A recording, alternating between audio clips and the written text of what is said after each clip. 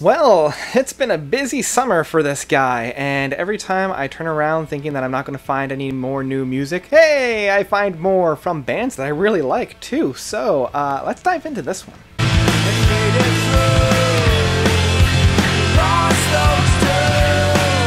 The Giants' Newground from Dream the Electric Sleep. So Dream the Electric Sleep is a US modern alternative progressive rock band in my eyes. I like that they have some odd time signatures. They take a little bit of a darker approach as well to this particular style of music, something that kind of puts them a little bit ahead in a lot of their contemporaries. I was introduced to these guys with their last album of Beneath the Dark Wide Sky. Many people really love their Heretics album. I found out that they put out this album back in the spring, so I decided to dive right in. Now, this album, there are things that I love about this album, but there are also things that I think hold it back from being a really special album. I'm going to talk about the things that hold it back first, just to give me a breath to really talk about what I love for the end. The first thing right off the get-go is its length. It is a little bit over an hour, and I think this really hurts it. I think this album is much too long, and it feels its runtime. It also kind of lacks a clear-cut structure.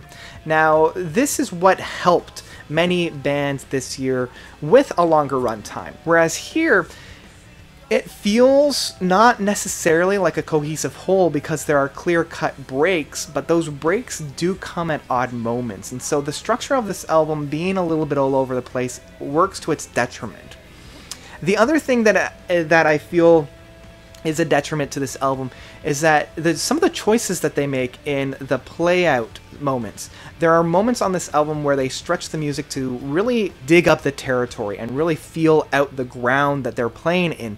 And they make very odd decisions of when to do this, because the moments that they're really playing in the atmosphere aren't necessarily the most exciting times of the album. And in fact, in my mind, a lot of these times are the most boring aspects of the album. The most notable one is the We Smell Blood track, the second track, and having this track be the second track on the album and having one of the more boring moments being that play out, I wonder what they were thinking putting this track so soon. Another track that they do this with is with the sixth track of The Stage, and at least The Stage starts off on a little bit of a better footing, but again, we get into this kind of a play out, and even though it does build up the song and the crescendo that we have near the end, it does pay off a little bit, but just kind of sitting through it, and it doesn't really even build all that much. It's just that guitar strum, and then the little bit of a pick, and then that's about it, and they don't really do too much else outside of just building it up. And also the song that precedes this with We'll See, it's a little bit of an interesting track, because whenever they get into the We'll See, it does kind of sound like Wilson, and it just reminds me of this. I'm sorry! Wilson! I can't! Wilson! Wilson! And I can't listen to that without really getting removed from the song and being like, oh man, yeah, that happened. And a lot of these songs do feel like padding as opposed to really enunciate whatever they were going for. The last track on this album of Dirt Under Your Feet just feels uninspiring, and it almost feels like an afterthought. And there's a lot of these like small interlude songs. I mean, there's one song in here that's literally called Interlude, as well as One Last Fix. And I feel like these guys could have probably been cut just to kind of really round out the album a little bit more and provide it with a little bit more structure. And tonally, this album is a little bit of a hodgepodge. Soulful, as well as Sounds Like Magic, and even Head Out of the Clouds. All of these songs are very poppy, very happy, very like joyful, and I feel like they could have taken the best parts of these songs and really condensed them into a single piece that was maybe like, I don't know, 7 to 10 minutes. Now, This Is Magic does have some really great moments on it, and I feel like they could have like really done something very special with this, but instead it was just kind of meh. Now, I will use this opportunity to bridge into what I really liked about this album, and one of that is that, talking about the playouts and making very strange decisions, those moments that I feel are very good and touching on something very special, they decide to cut it short. The third song of Father Francis, as well as This Is My Crowd.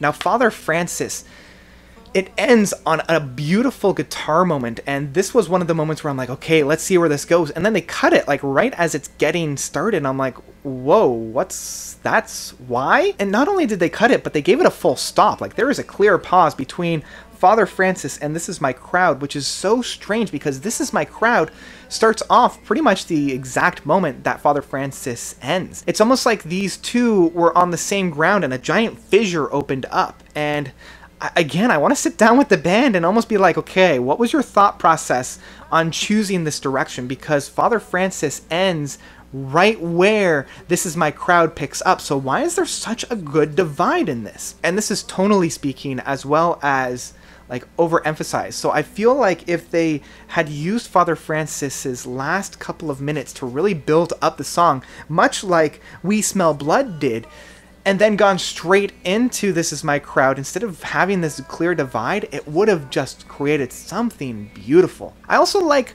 more of the subtle moments on here than the really bombastic moments. And clear winners of this, as I mentioned, Father Francis, This Is My Crowd, but The River Current is probably my favorite track on here. Like, I feel this was what the band was trying to do with the stage, but didn't quite know how to get there. And so The River Current really picks that up and just plays out beautifully. Like, the first half of the song is very somber, it's very slow burn, but then when we get into that second part with the guitar play, oh man, this is why I come to Dream the Electric Sleep. It is so heartfelt and so heavy.